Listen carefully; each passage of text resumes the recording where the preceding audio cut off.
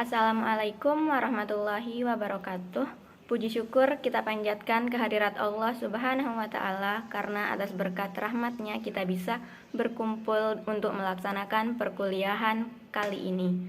Salawat beserta salam tak lupa kita curahkan kepada junjungan alam Nabi besar Muhammad Sallallahu Alaihi Wasallam. Perkenalkan, nama saya Arinul Farizah selaku moderator yang akan membimbing jalannya diskusi dari kelompok 3 dengan judul Struktur Pengetahuan IPS. Sebelum ke materi, izinkan saya memperkenalkan anggota kelompok dari kelompok 3. Yang pertama, Puja Asmawati Ayu selaku pemateri pertama, ada Sri Wahyuningsih selaku pemateri kedua, Alfian Kori Irsandi pemateri ketiga, dan Arinul Farizah pemateri keempat. Untuk mempersingkat waktu, saya persilahkan kepada Puja Asmawati Ayu. Baik, terima kasih kepada moderator atas kesempatannya. Di sini saya akan menjelaskan mengenai model struktur pengetahuan IPS. Menurut Teng, tahun 1969, pengetahuan atau knowledge itu dianggap sebagai hasil kerja intelektual yang dikembangkan oleh manusia melalui proses psikologisnya. Hasil-hasil itu dapat digolongkan dalam bentuk atau jenis pengetahuan yang berbeda-beda. Jenis pengetahuan dapat kita lihat sebagaimana dirancang dalam model struktur atau organisasi pengetahuan. Nah, model ini berusaha membedakan jenis-jenis pengetahuan yang berbeda-beda dan mengorganisasikannya dalam suatu struktur.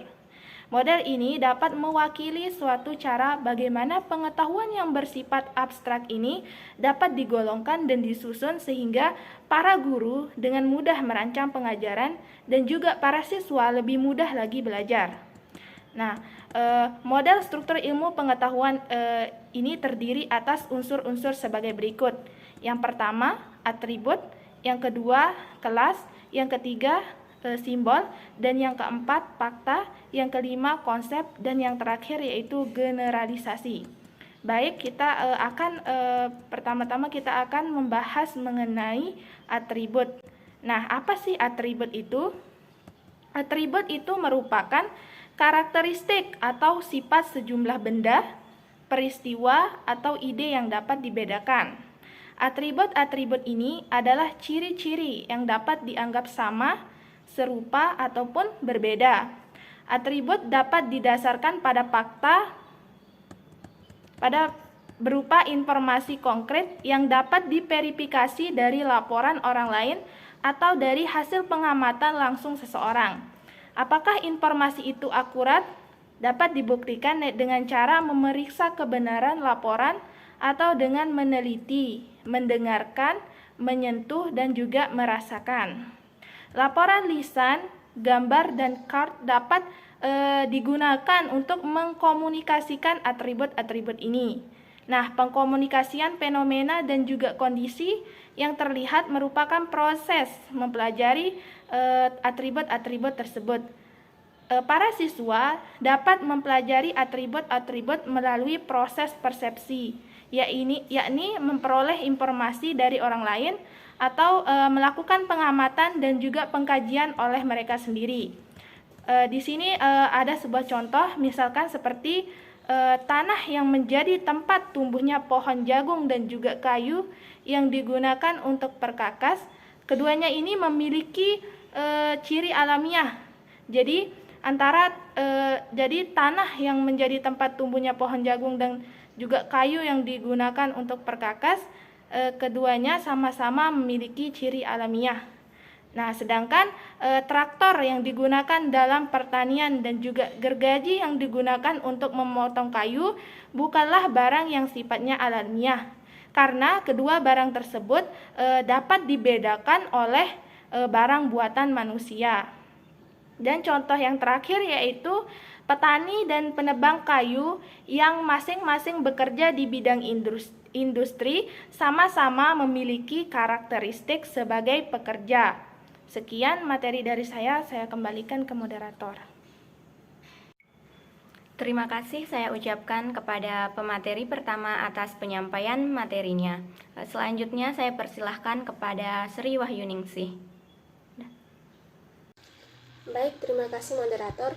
Di sini saya ingin melanjutkan penjelasan, di mana saya akan menjelaskan dua pokok pembahasan. Yang pertama kelas dan yang kedua simbol. Nah, yang pertama kelas, di mana kelas di sini adalah pengelompokan kategori benda-benda, peristiwa atau pemikiran. Setiap kelas meliputi benda-benda yang memiliki kesamaan atribut dan mengabaikan atribut-atribut yang berbeda atau tidak ada kaitannya. Misalnya petani yang menanam jagung dan penebang kayu yang memproduksi kayu mungkin memiliki kelas yang sama karena keduanya memiliki atribut sebagai pekerja, atau mereka dapat ditempatkan dalam kategori yang berbeda karena yang satu bekerja menggunakan traktor dan yang satunya lagi bekerja menggunakan gergaji. Tanah dan pohon di sini dapat digunakan sebagai sumber alam yang digunakan untuk memproduksi arang kebutuhan manusia. Perkelasan merupakan suatu hal yang biasa, banyak kegunaannya. Nah, sedangkan simbol di sini kita ketahui sendiri kan, merupakan sesuatu yang menunjukkan kelas. Simbol dapat berupa kata-kata, tanda, gerak mimik, nomor angka, ataupun yang lainnya. Apapun yang namanya simbol merupakan cara yang bermanfaat untuk mengkomunikasikan tentang kelas. Nah, benda-benda seperti tanah dan pohon dapat ditunjuk sebagai sumber daya alam. Kelas benda-benda buatan manusia yang digunakan untuk memproduksi dapat dinamakan dengan modal. Sedangkan orang yang bekerja ataupun yang dapat menghasilkan suatu benda tersebut dapat dinamakan dengan tenaga kerja atau sumber daya manusia. Sekian yang bisa saya sampaikan. Saya kembalikan kepada moderator. Terima kasih kepada pemateri kedua atas penyampaian materinya. Selanjutnya saya persilahkan kepada Alfian Kori Irsandi. Ya, baik, terima kasih atas kesempatan yang telah diberikan oleh moderator. Ya, saya akan menjelaskan tentang fakta. Ya, fakta ialah suatu objek, peristiwa atau kejadian yang pernah terjadi pada saat ini, atau suatu jejak-jejak peristiwa yang pernah terjadi atau pernah ada pada masa lalu. Fakta dihasilkan dari data yang diperoleh di lapangan atau tempat penelitian dengan menggunakan penglihatan dan pendengaran. Kemudian data diolah dengan prosedur tertentu sehingga dihasilkan fakta. Fakta yang sama bisa menghasilkan makna yang berbeda karena setiap manusia memiliki persepsi sendiri. Ya, fakta disiplin ilmu sejarah. Nama mencakup nama pelaku, tempat peristiwa, tanggal, bulan, dan tahun kejadiannya. Fakta geografi mencakup nama daerah, letak daerah, pantai, dataran atau daerah pegunungan, bagaimana tingkat kesuburan tanahnya, dan lain-lain. Ya, fakta diperlukan untuk menentukan mana yang masuk atribut dari atribut tersebut akan membentuk konsep. Nah, konsep sekarang ya. Saya akan menjelaskan konsep sekarang. Konsep merupakan pokok pengertian yang bersifat abstrak yang menghubungkan orang dengan kelompok benda, peristiwa atau pemikiran, ide. Lahirnya konsep karena adanya kesadaran atas atribut kelas yang ditunjukkan oleh simbol. Konsep tanah bagi siswa merupakan sebutan umum untuk sumber alam yang produktif. Konsep buruh menurut siswa merupakan sebutan abstrak tentang apa yang dimiliki oleh semua anggota kelas atau kelompok. Konsep bersifat abstrak dalam pengertian yang berkaitan bukan dengan contoh tertentu, melainkan dengan semua anggota kelas. Konsep dapat dianggap sebagai suatu model kelompok benda yang terpikirkan. Ya, konsep merupakan cara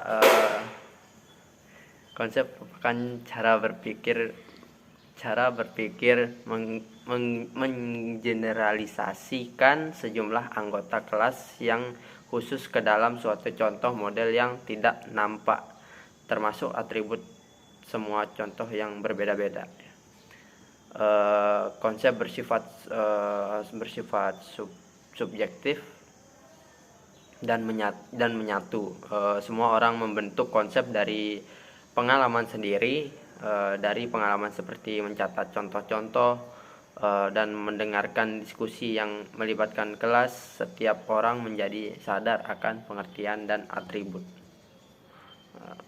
Konsep merupakan kesadaran internal yang mempengaruhi perilaku yang tampak. Konsep-konsep yang digunakan dalam proses pembelajaran dapat diperoleh dari konsep disiplin ilmu atau dari konsep yang telah biasa digunakan di lingkungan kehidupan siswa atau masyarakat setempat.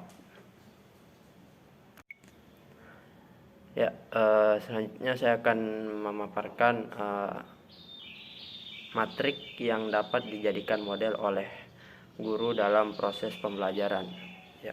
Yang pertama ada pengelompokan. Diberikan sejumlah contoh gambar orang yang berpakaian berbeda-beda sesuai dengan profesinya. Siswa akan dapat mengidentifikasi contoh gambar dan yang bukan contoh gambar dari suatu konsep.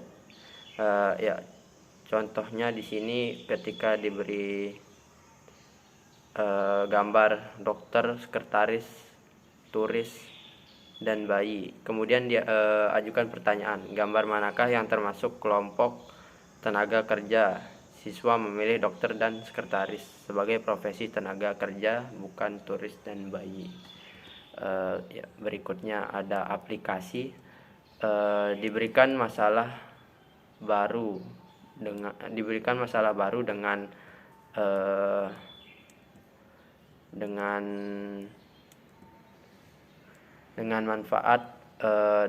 memanfaatkan pengetahuan konsep umum, siswa akan menggunakan konsep untuk memecahkan masalah.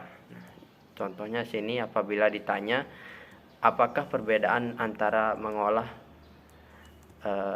mengolah tanah menggunakan cangkul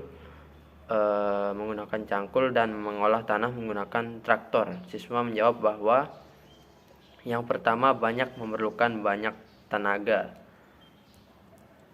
Kalau menggunakan cangkul beda dengan traktor. Gitu. Yang ketiga ada sintesis. Diberikan motivasi, siswa akan dapat membuat contoh-contoh konsep yang unik. Contohnya sini, apabila diminta pendapat bagaimana cara memanfaatkan rumput laut sebagai bahan makanan tambahan dan mengemukakan apakah sumber alam, tenaga kerja, dan modalnya, siswa mungkin menjawab manisan rumput laut dan rumput laut sebagai sumber alam, dalam hal ini bahan mentah mesin mengolah sebagai modal dan operator mesin sebagai tenaga kerja. Sekian sedikit penjelasan dari saya mengenai fakta dan konsep. Saya kembalikan ke moderator. Terima kasih kepada pemateri ketiga atas pemaparan materinya. Selanjutnya, materi terakhir akan dijelaskan oleh saya sendiri, yaitu tentang generalisasi. Jadi, generalisasi merupakan penekanan suatu hubungan yang terjadi antar kelas atau kelompok. Pengertian yang dimaksud dalam generalisasi dapat disebut preposisi, hipotesis, inferensi, kesimpulan, atau prinsip. Arti generalisasi ini biasanya dikomunikasikan secara verbal dalam suatu pernyataan.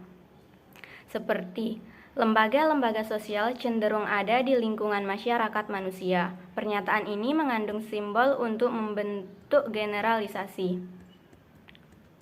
Hubungan yang ditegaskan dalam bentuk pernyataan seperti sumber daya alam, tenaga kerja, dan modal digunakan dalam berbagai proses produksi, merupakan contoh dari generalisasi. Untuk memahami suatu generalisasi akan dipaparkan beberapa ciri-cirinya. Yang pertama, generalisasi meliputi hubungan antar dua atau lebih konsep. Yang kedua, generalisasi bersinggungan dengan kelas atau kelompok secara menyeluruh. Secara luas dapat diterapkan terhadap hal-hal yang umum, bukan hanya kepada hal-hal yang khusus. Yang ketiga, generalisasi merupakan abstraksi yang tingkatannya lebih tinggi dibandingkan dengan konsep. Jadi, sebagai pengertian dari suatu hubungan abstraksi antara konsep-konsep yang abstrak. Yang keempat, generalisasi berdasarkan pada inferensi. Generalisasi itu berasal dari pemikiran, bukan dari pengamatan. Kita dapat dengan mudah melihat bahwa sumber daya alam, tenaga kerja, dan modal digunakan dalam pertanian dan perhutanan. Namun, kita dapat melihat bahwa semuanya dapat digunakan dalam semua proses produksi. Lalu yang kelima itu ada generalisasi merupakan penegasan yang dapat dianggap sebagai kebenaran dan ketepatan.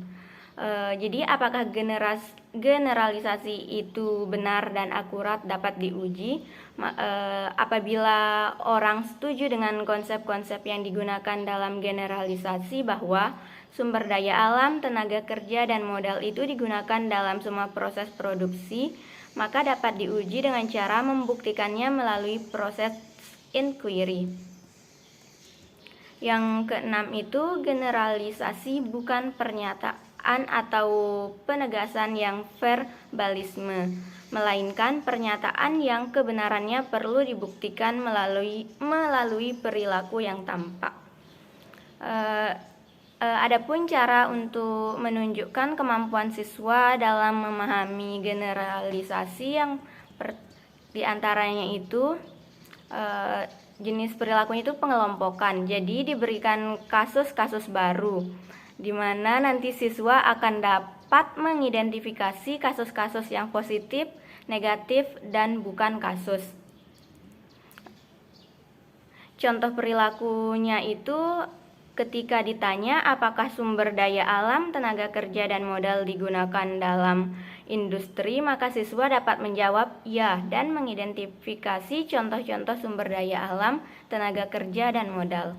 Yang kedua ada aplikasi. Jadi nanti akan diberikan masalah baru dengan memanfaatkan pengetahuan konsep umum, di mana siswa akan menggunakan konsep untuk memecahkan masalah. Di mana itu nantinya ketika siswa ditanya apakah perbedaan antara mengolah tanah dengan menggunakan cangkul dan traktor, maka siswa bisa menjawab bahwa yang pertama memerlukan tenaga yang lebih banyak dibandingkan dengan cara yang kedua. Yang ketiga, sintesis, di mana siswa nanti diberi motivasi untuk dapat membuat contoh-contoh generalisasi yang unik. Apabila diminta pendapat bagaimana membuat kursi tamu, siswa mungkin memasukkan contoh-contoh sumber daya alam seperti kayu, lalu tenaga kerjanya dan modal dalam menggambarkan proses produksi. Lalu proses pembelajaran dengan teknik pengelompokan, aplikasi, dan sistematis merupakan proses pembelajaran dengan teknik pengelompokan, aplikasi, dan sintesis merupakan cara untuk menyajikan bahan materi pelajaran yang melatih kemampuan berpikir siswa dalam mengingatkan satu konsep dengan konsep yang lainnya, di mana tujuannya itu agar siswa dapat mahir dengan kemampuan ini. Maka pelatihan dalam pembelajaran perlu dilakukan secara berkelanjutan sesuai dengan karakter materi pelajarannya. Sekian dari saya. Terima kasih, saya kembalikan kepada moderator. Dengan berakhirnya penyampaian materi oleh pemateri keempat, maka berakhir pula pemaparan materi dari kelompok 3. Terima kasih saya ucapkan kepada audiens yang telah memperhatikan pemaparan materi dari kelompok 3. Sekian dari kami. Wassalamualaikum warahmatullahi wabarakatuh.